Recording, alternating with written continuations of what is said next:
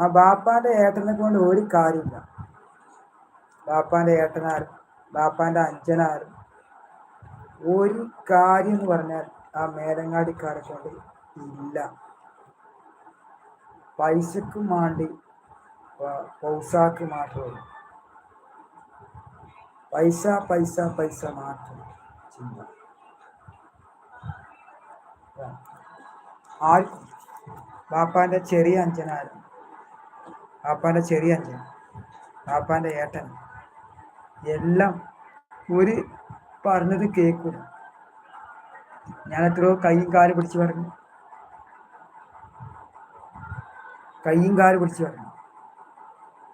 കേട്ടില്ല. കൈയും കാല് പിടിച്ചുകൊണ്ട് ഞാൻ ഒരുപാട് വട്ടം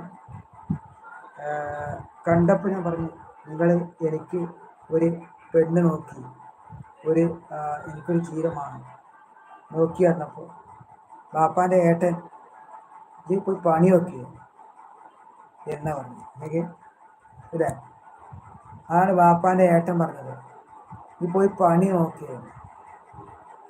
ഇങ്ങനെയൊക്കെയാണ് മനുഷ്യന്മാരോട് പെരുമാറേണ്ടത്.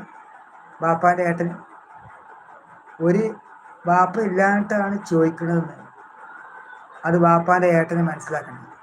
ബാപ്പാന്റെ ഏട്ടൻ മനസ്സിലാക്കണ്ടേ. ബാപ്പ ഇല്ലാണ്ടാണ് ചോദിക്കണത്, ബാപ്പ ഇല്ലാണ്ട് അവിടെ നടത്തിക്കൊണ്ടാണ്.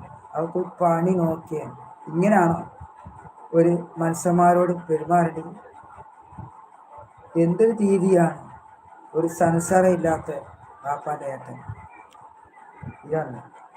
പിന്നെ ബാപ്പാന്റെ അഞ്ചൻ, ചെറിയ അഞ്ചൻ, ഓൻ്റെ കാര്യം മാത്രം. ഓൻ്റെ മോളെ കല്യാണം അല്ലേ, ഓൻ്റെ മോളെ കല്യാണം മാത്രം നോക്കൂ. നമ്മുടെ കാട്ടിലൊന്നും ഓടി സാധ്യമില്ല.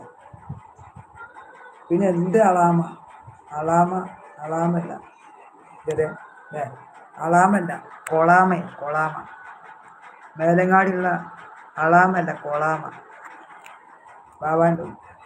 ബാപ്പാന്റെ അഞ്ചൻ ഒരു ഉപകാരമില്ല, ഉണ്ടാക്കി ഒരു ഉപകാരമില്ല. ഞാൻ അടുത്ത് വെക്കാം കേട്ടോ, അടുത്ത വയ്ക്കാം.